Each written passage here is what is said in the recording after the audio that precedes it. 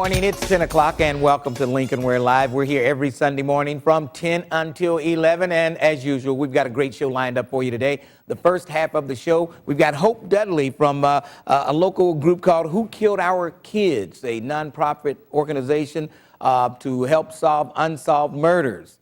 And we'll talk about that. Second half of the show, my good friend, Cincinnati City Councilman Cecil Thomas will be in here to talk about the NAACP convention, to talk about some of the other things going on with City Council. There's a movement that's in council now to try to give the mayor more power. We'll talk about that. We'll talk about the NAACP's move to try to get PR, proportional representation on the ballot. And we'll talk about that and other things. So stick around. We've got a great show lined up for you today. And before we move any further, let's go to Hope Dudley. Welcome to the show, Hope. Thank you. Glad to be here. Now, tell us about your organization, Who Killed Our Kids? There's so many unsolved murders of young black men here in Cincinnati, and you want to do something about it. Well, my son was murdered on September the 29th, 07. And what I started doing was, the first thing I did was I wrote a bookmarker. And the first one I did was the Serenity Prayer. Mm-hmm. And I started putting the bookmarkers out. And then when it got cold, I was putting flyers of my son's pictures on cars. And when I started going to Who Killed Our Kids, it was in February. And that's when I started doing more bookmarkers. Okay, and I think we have a graphic of one of the bookmarks if you want to throw that up there. Here's three. So far, I've done three of them. Okay.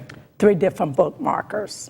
And you, what does the Cincinnati police say? You know, when you all these unsolved murders, do you talk to the chief or anybody in the police department about what they're doing to solve some of the murders?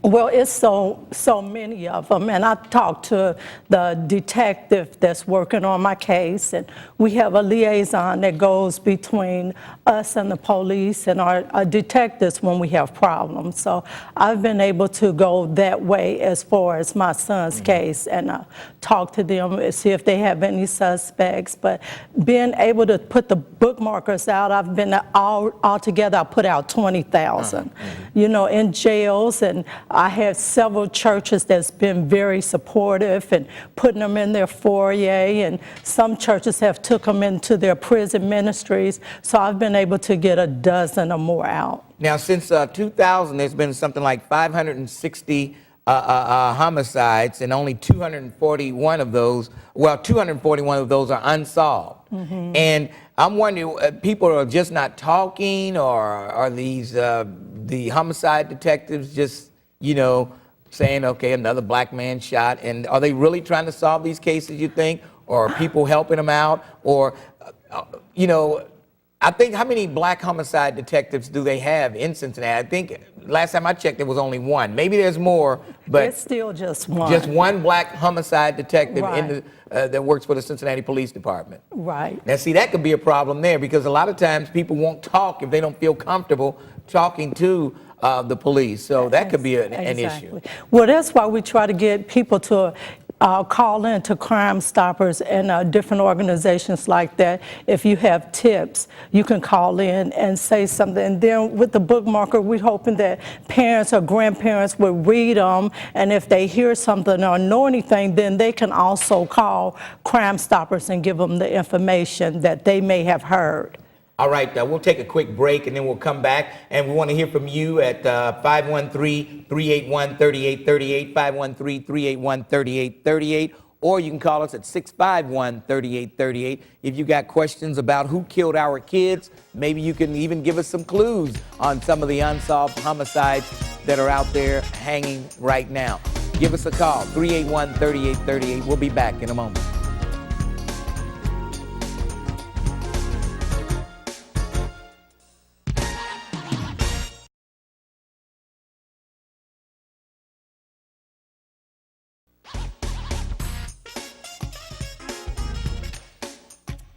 And we are back live. Hope Dudley is my guest for the first half of the show. And like I said before, coming up on the second half, Cecil Thomas, Cincinnati City Councilman. We'll talk to him also. And we're taking your calls at 513-381-3838. And before we go to the phones, Hope, what can people do to help out your organization? What can they do to help? Well, first thing, if you have an unsolved homicide, send your picture in to Who Killed Our Kids. And here's the address right here. You can send your picture in to Who Killed Our Kids, and they'll put your picture on a flyer.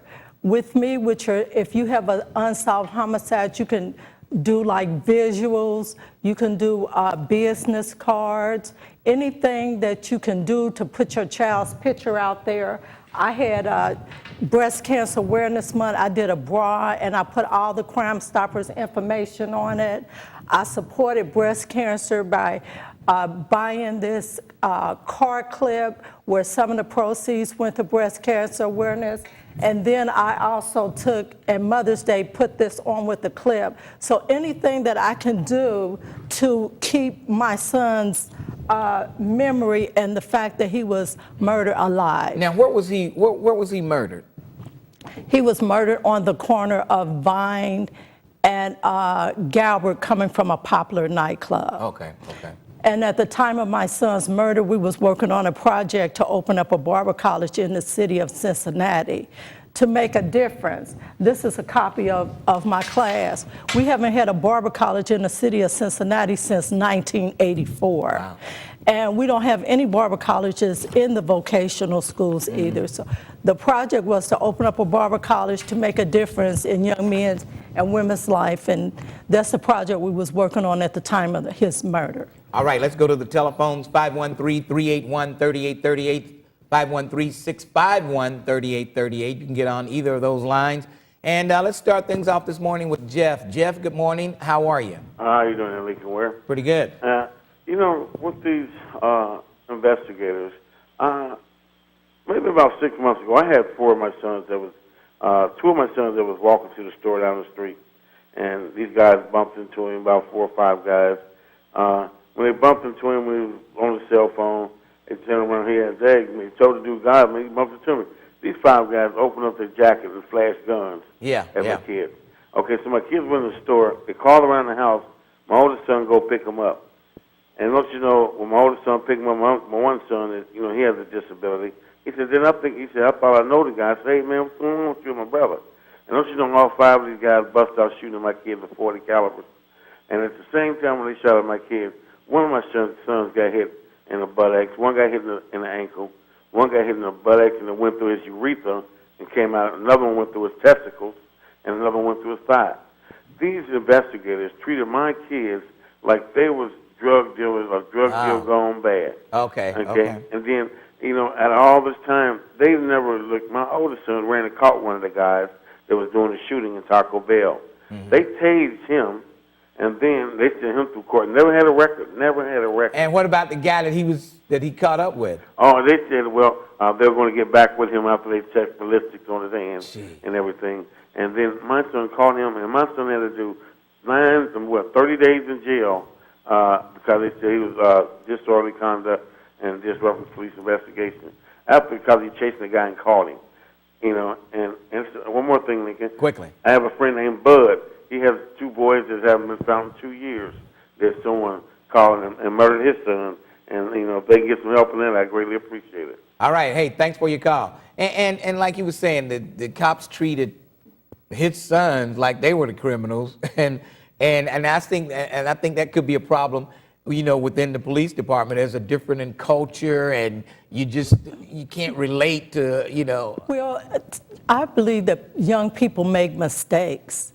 And me as a mother, I'll look at it and see potential in them where a person may come to another area, may not see it like I see it. Right. And that could be an issue. All right, 513-381-3838. Let's go to Mary. Good morning. How are you? I'm all right. How are you? Pretty good. You're looking good. I like that suit on you. Well, thank you, ma'am.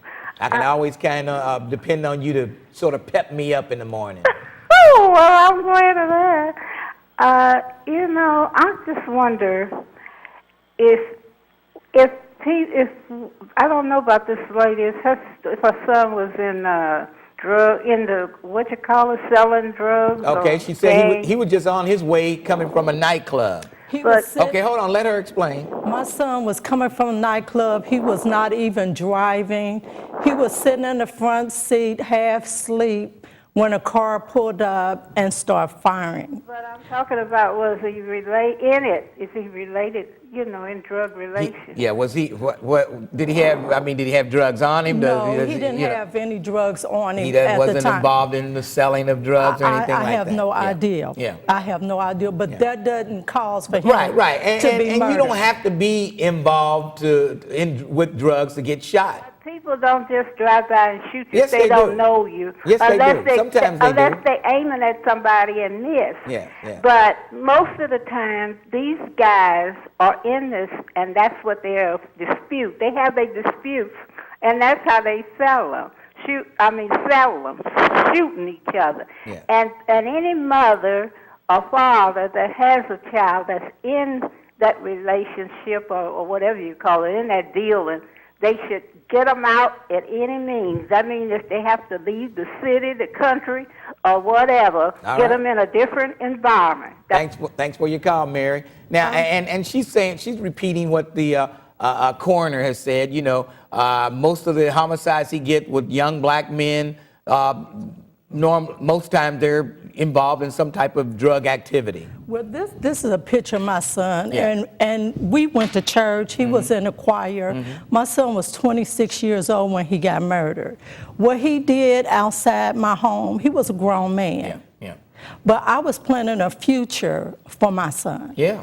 And whatever he did, he was a grown man, and he was young. And the person who murdered him should be caught and prosecuted for that. I agree. All right, let's go to Myron. Yes, Yes, how you doing? pretty good yourself. I just have just a few things to say. First of all, like the lady who was on the line before, she's talking about how most of these kids are in it with drugs. Well, I'm an executive with Cincinnati Ceasefire, and that's not true. Most of the homicides that we see are, mostly accidental because they're never aiming for the right person. Right, They're always right. hitting the wrong person. Yeah. So I totally disagree with her. And for the lady that's on there, I'm so sorry. I'm sorry for your loss. Thank you. My condolences go out to you and your family. But as you were talking earlier about the investigators, well, my brother, he was 25 years old when they brought him up on involuntary manslaughter and aggravated robbery charges when he had nothing at all to do with the whole situation. They say that he murdered this guy, he robbed this guy when, like I said, it had nothing to do with him. But the investigator, she works for District 5, she was just so adamant about trying to get my brother about it and a few of his friends and everything like that, which isn't cool. It's unjust. So you're And saying she needed to needed have to a close case. the She needed case. to find a perpetrator right. She needed for to close the yeah. case. She needed to find a trigger man. And because I guess my brother was in her spotlight because my brother's never been arrested. This is my first time. Well, how did his name even come up in the investigation? Hanging with the wrong crowd. That's why I said I feel sorry for the lady on TV now because her son was probably in the wrong place at the wrong time, and what happened has happened. And like I said, and that's what a lot of things. That's how a lot of things happen. Yeah. That's how a lot of people get hurt and everything like that. All right. Hey, thanks for your call. No problem. All right, let's go to a break, and then we'll come back and we'll take more calls. We've got Hope Dudley with us this morning and her organization, Who Killed Our Kids, and we'll take your calls when we return on Lincoln Ware Live. Back in a moment.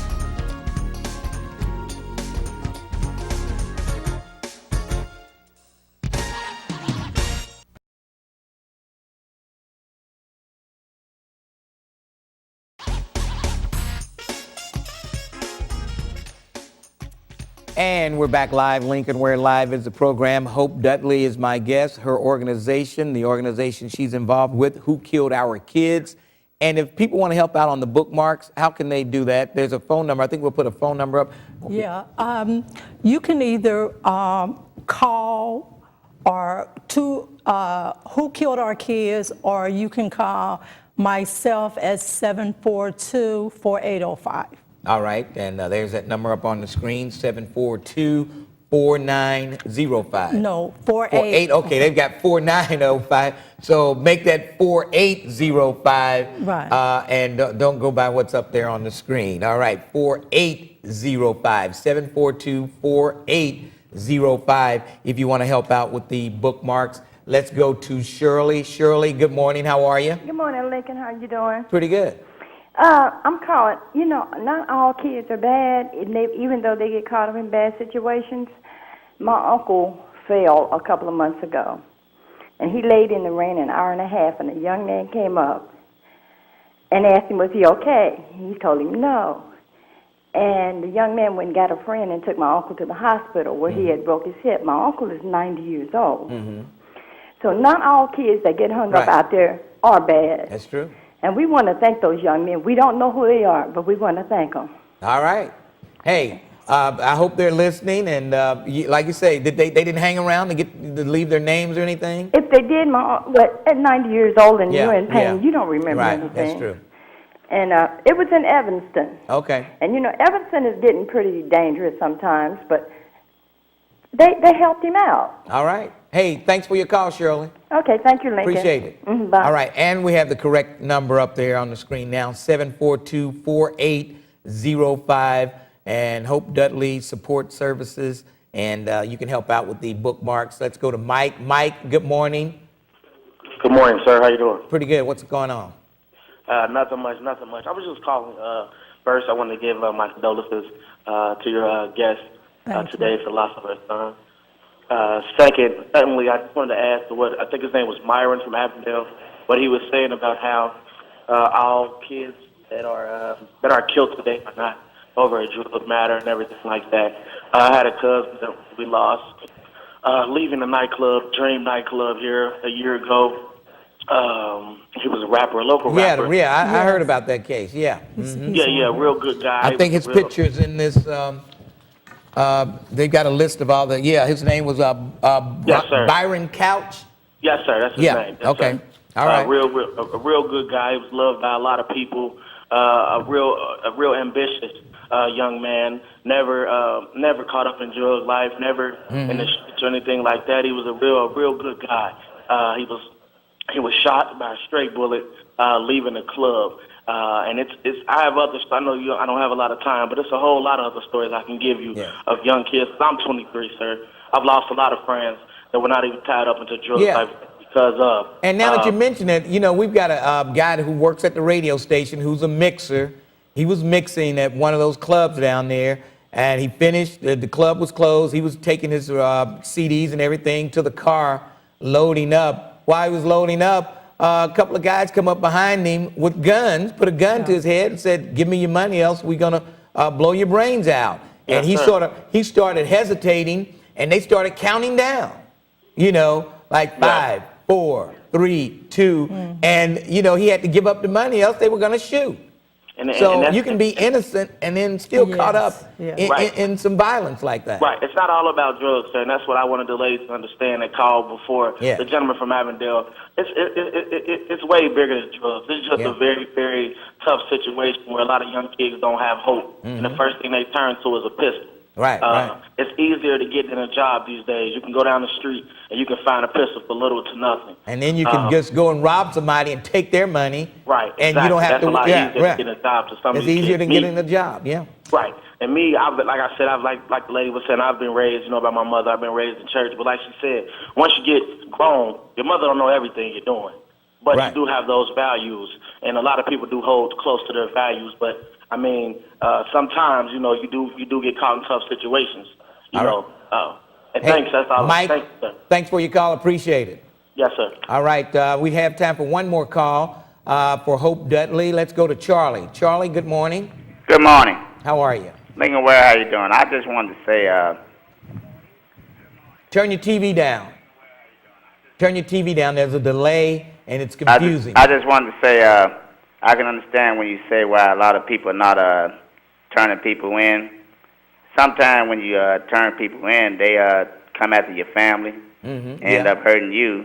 Yeah. And like the lady say, if anybody can come along and let somebody know what's going on. Sometimes, like I say, when you turn them in, they come after you. And you still can call Crime Stoppers if you know that somebody might be involved in the shooting. Call Crime Stoppers. You don't have to give your name or anything. Most times you call Crime Stop, they end up indicating you. No, they don't, because they don't know who you are. If you call Crime Stoppers, you're given a code number, Yes. and that's the only way you contact them. You'll call in and say, I'm code number 2938. And then they'll say, oh, yeah, you called in on the so-and-so homicide. Yeah, we caught the guy. You got a reward coming. They don't know you from the man in the moon. Even when they give you the money for the reward, it's in cash. Yes. And they meet you at an undisclosed location, and they just hand you the envelope, and you go on about your business. Right. But I'm just saying, you still putting yourself in jeopardize by saying, okay, I know who did this and I know who did that. Then the next thing you know, they know who you are. No, they don't. No. They don't. See, that's the people. That's the myth out there. How do they? I don't think that happened. Well, maybe they didn't go to Crime Stoppers. Maybe they just went forward to the police station. Went around Crime Stoppers. Well, I just wanted to know who can protect the ones who do know, and you just told me. Yeah, Crime Stoppers, because they don't know who you are. So how they don't have any reason to protect you because they don't know who they're protecting. Okay, thanks. All right, thanks for your call. Unless you go and blab that you call Crime Stoppers and you turn somebody in, then the word gets out, then somebody might know who did it. I like to give the number. Crime Stoppers is 352-3040, or you can text what you know, 352-3050. All right. Well, thank you, Hope Dudley, for joining us this morning. Who Killed Our Kids is the organization. We had the phone number up there, 742-4805. 4805. And 742-4805. thank you. All right. Thank you for joining me this morning. And hopefully we can solve some of these unsolved murders. Let's take a quick break. We'll come right back. Lincoln Ware Live with you. And we'll come back with Cincinnati City Councilman Cecil Thomas. And we'll talk about what's going on in this great city of Cincinnati when we return in a moment. All right. Hey, thanks.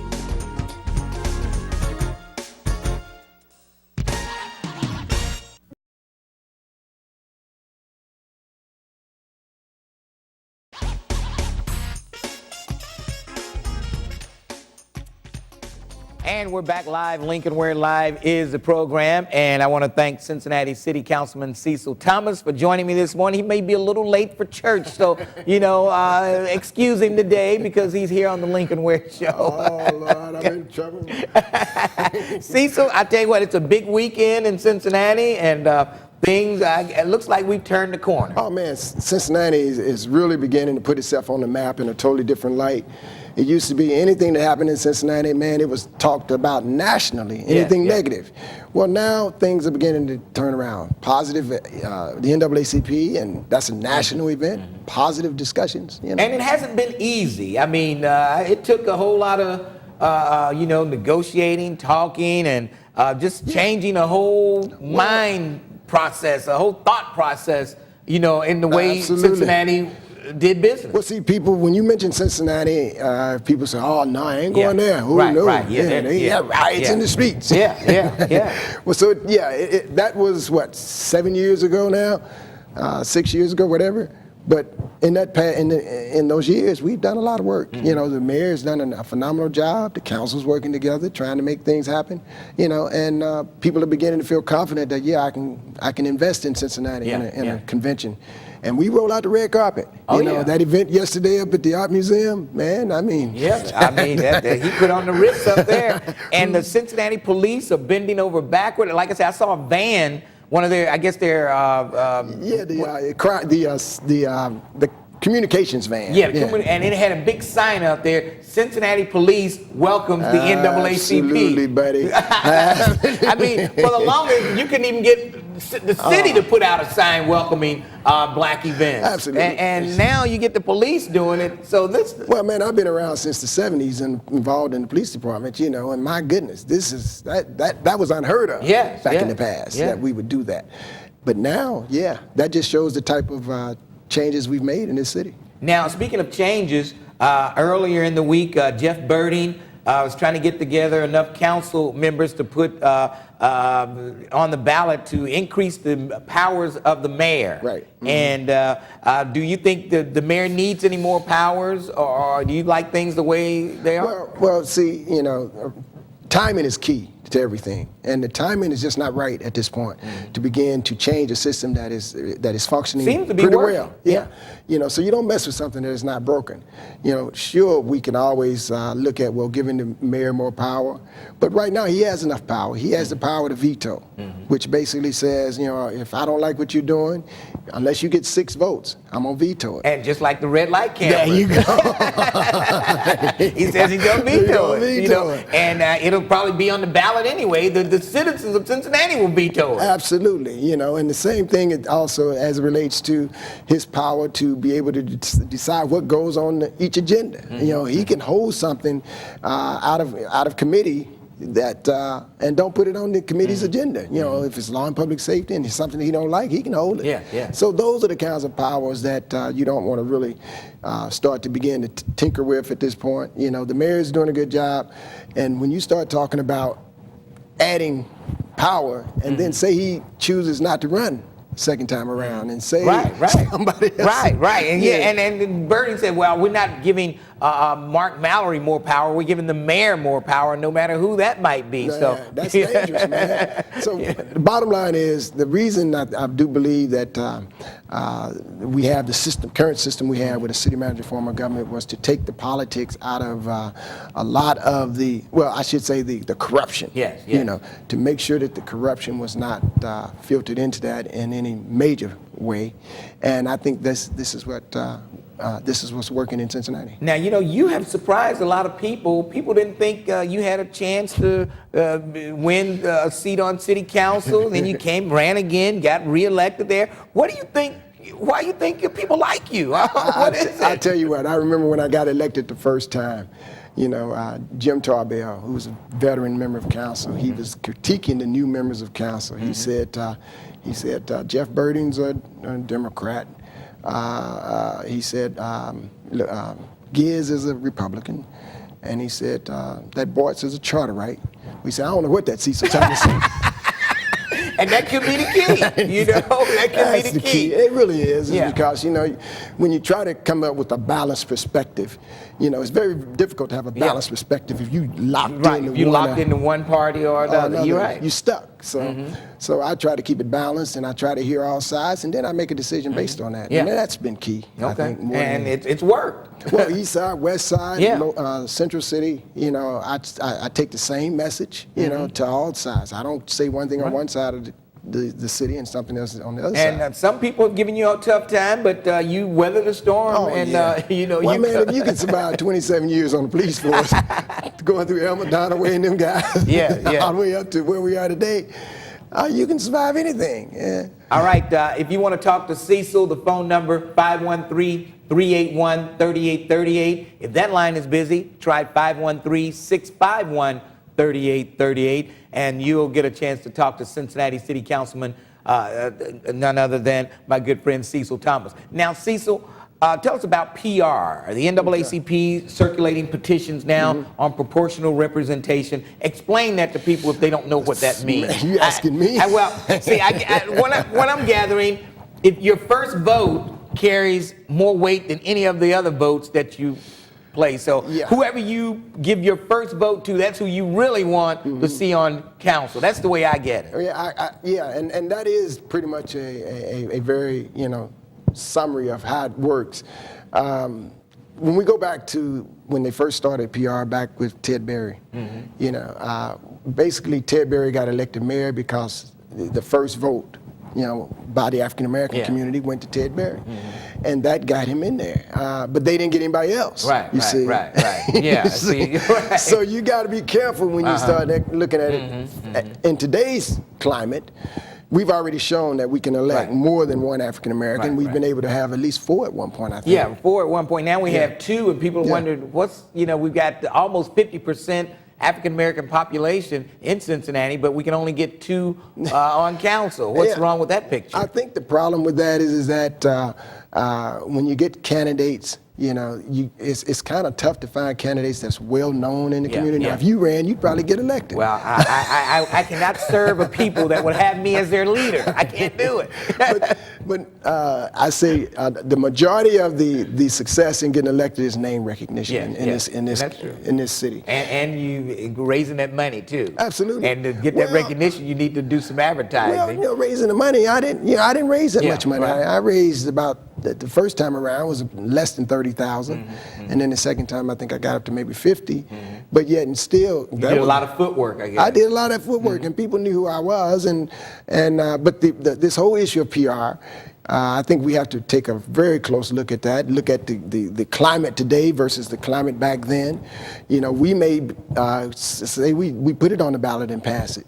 We may only get one person elected, you know, because, you know, we're still not the majority of the city.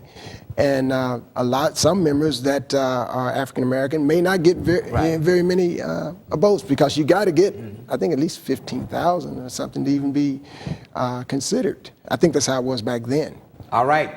Let's go to the telephones. 513-381-3838, 651-3838. Cecil Thomas is here. LaTanya? Yes. How you doing? I'm doing well. Good. Mr. Thomas, you constantly say, every time you get on the radio or television or anything, you're constantly saying, well, if you can survive being a police officer in the 70s, then you could survive anything. My first question to you is, do you think things are the same as they were back in the 70s? On the police force? Yes, in general, in Cincinnati, the police force, just in general. Well, no, I think it has changed somewhat, but I still think there's a long way to go in terms of some of the upper ranks of the police force, lieutenants and above. Right now, I think back in the 70s, there was just one captain on the police force that was African American, and I think that's what we have today. If I remember correctly, there were no lieutenant colonels back then that were African American, and I don't think we have any. Well, we got one today. We got Mike Curitin today. So, yes, it has changed in some respects. No, it hasn't in some others. Okay. Now, as far as the change in some respects, has it been a positive change for the black community or even black police officers in general? Well, absolutely, it's been a positive change, because I remember when I filed a complaint against the police department back in the 70s, like 76, I believe it was, to increase the number of African Americans being hired and promoted on the police force. And back then, there were only 2 or 3 supervisors when I first came on the police force that were African American. Okay, would you say that you're instrumental in anything as far as helping the black community? I noticed that once you became a council member, you always refer back to the police department as if you were still a police officer. You know, and I understand that you're on the public safety committee and things like that, but that still doesn't give you the authority to say we as inclusive as far as being a police officer. What are you doing as a council member to help the black community, especially the young folks out here who are constantly being arrested for little things or just anything in general? What are you doing in the black community? And one more thing, as far as the Law and Public Safety Committee, public safety, is that meaning only with the police officer, or does that deal with trees being in your yard from other people's property? What exactly does that entail? Thanks for your call. Okay, I didn't know the second one. But anyway, the first question is, she asked, what am I doing to help the black community?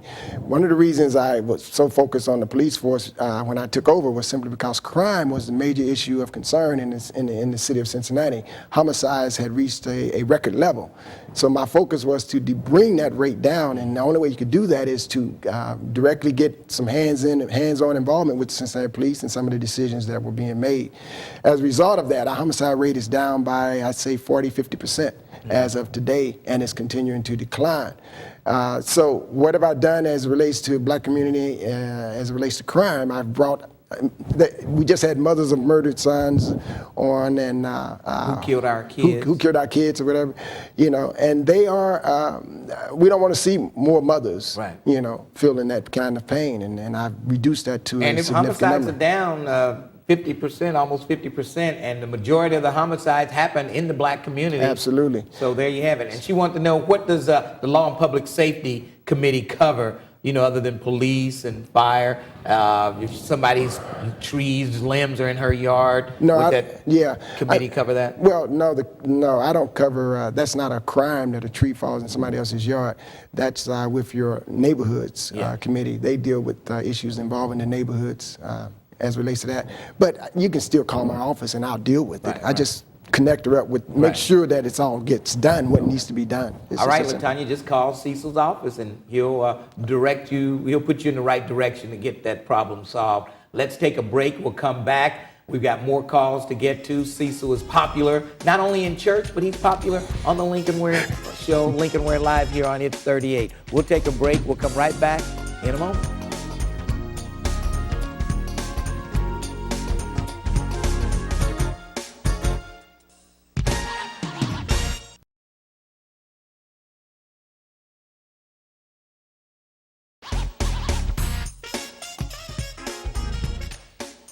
We are back live. Lincoln Ware Live is a program. Cecil Thomas is my guest this morning, and we're taking your calls. And let's go to Alfonso. Alfonso, how are you? Alfonso. I'm fine, Lincoln. Good. How you doing, Mr. Thomas? I'm fine, Al. The question, who's killing our kids are killing each other. My question is about the police department. If they can't do their job, why not get somebody in there who can? But how police can't stop somebody from killing somebody if that's what they make up in their mind to do. They got a gun. They're just going to go. They know who they're going to kill. There's nothing a police officer can do to stop that. Well, with the racial profiling, they stopped us every 10 miles we went, we got stopped. Every 10 miles we went 5-6 years ago, we got stopped. They said it was racial profiling. We didn't want them to stop the racial profiling. We wanted them to profile another race also. Yeah. When they stopped the racial profiling, they stopped doing their job. Now they ride around here, all of them riding around here with guns. And they know it. All right. Hey, what do you think about that? Well, they complain, Yeah, well, we've done a lot of work as it relates to this whole issue of racial profiling. That was the whole collaborative agreement and everything that happened with that. We've come a long way since then, because I remember when we first brought this issue was first brought up, and the Justice Department came in and they said, the chief of police had said, well, you can come in and take a look. We're doing everything right. Turns out the Justice Department had over 107 or so areas that needed to be either changed or tweaked as it relates to the policies and procedures of the Cincinnati Police Department to bring us in line with best practices around the country. So as a result of that, they asked that we would do that, and upon an agreement between the collaborative partners, we agreed to straighten all that stuff out. So this whole issue of racial profiling, Cincinnati is way ahead now as it relates to that issue. Some of your smaller municipalities around the city, around the region, I should say, are still got some work to do. Now tell me this, do you think the Over the Rhine community misses the sheriff's department? Oh, absolutely. I think, one thing that people didn't understand about the sheriff's patrol, it created some friction, let's be real, between the fraternal order of police and the sheriffs, but that's been there for years and years, and that's probably gonna always be there. But what the sheriff's patrols provided was they were pretty much visible, stationary. They could park somewhere and just watch what's going on, and it kept the drug boy from pulling up and handling his business because the sheriffs were sitting right there. But it also created some concerns with the police, the Cincinnati police officers, because they're running around all over trying to make radio runs, and the sheriffs was right there stationary, and then the sheriffs was getting all the credit for solving the crime. But we were able to overcome those barriers, and yes, the Over the Rhine truly would benefit. The whole city would benefit if we could have sheriff's patrols who are stationary in certain areas of our city, in those hot spots. All right, let's go back to the telephones. Let's go to Frazier. Frazier? Hey, Lincoln. How you doing? All right, this is Larry Frazier. Hey, the Candy Man. The Candy Man. Yeah, I'd like to commend Cecil on something. I got a story in Walnut Hills. I got two real brief issues, but Cecil was riding through Walnut Hills one day, and there was an incident at the corner of a hot corner, Lincoln and Gilbert Avenue, and Cecil actually got out of his car, and a girl was getting ready to get jumped on, and Cecil actually got out of his car and stopped what he was doing and assisted that lady. And they had jumped her once before. And Cecil got out of his car, and he helped that lady get out of a situation, you know, and got her to say she had a baby with her, too. Wow. And she was getting ready to get jumped. And the girl came back, and she told me, she said, guess who helped me? I said, who? She said, Cecil Thomas did. He got out the car and helped her. So I don't think Cecil has been a police officer, but I have been on the other end of the law, Lincoln. And wherever I was, Cecil would always make sure that I got proper treatment wherever I was, Lincoln. All right. I'm saying that. But I got another quick issue. There still are some police officers out there profiling people. I was coming from some parades the night of the 4th, and I got a store. And this officer always stopped people right in front of my store. And I asked her, could she pull down a little bit because it intimidated people coming to the store.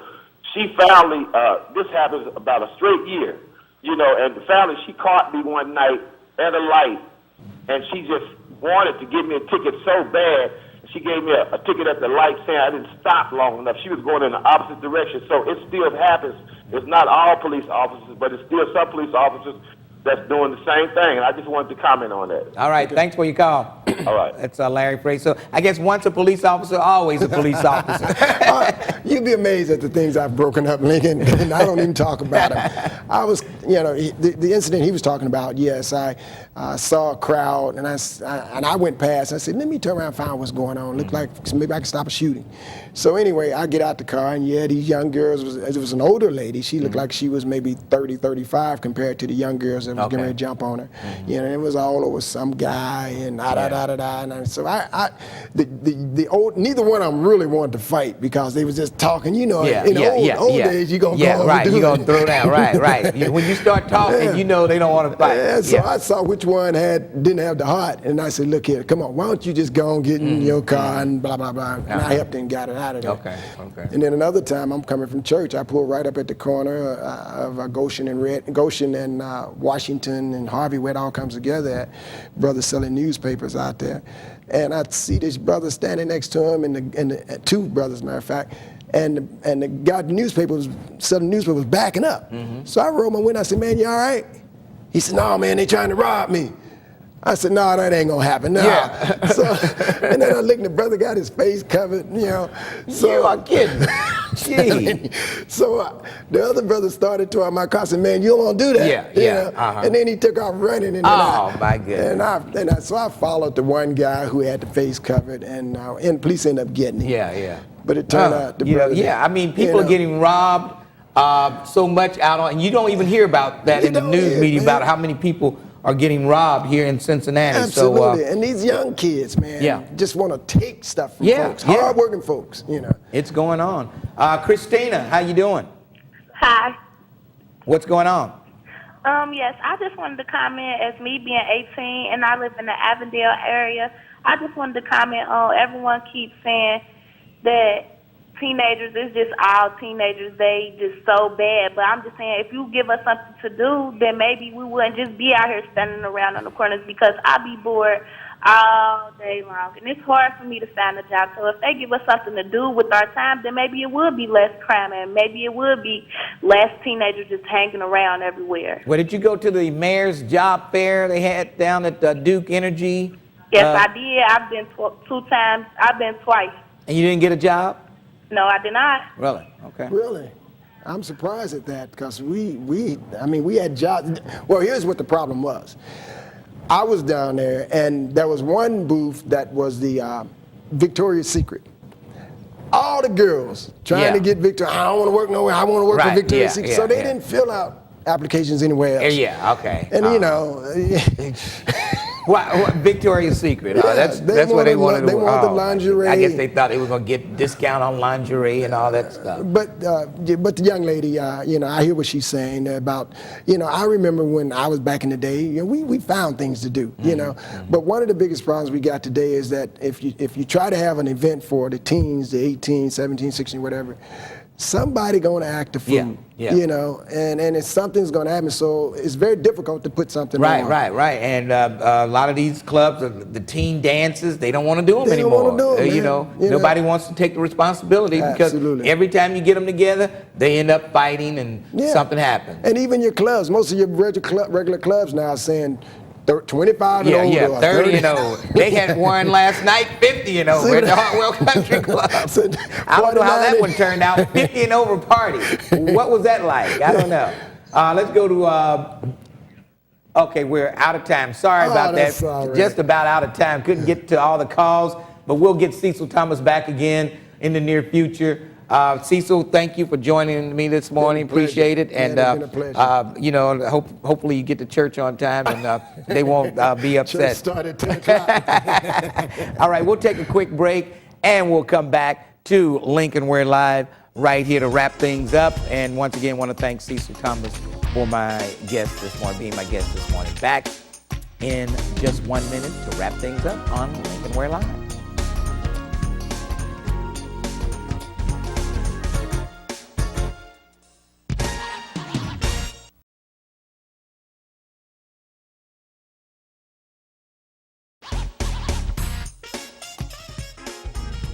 And we're back live. Lincoln Ware Live is the program to wrap things up. Coming up at noon today on Hits 38, Amy Garcia in Chicago, Boricua. Yeah, you don't want to miss that at noon today, Chicago, Boricua.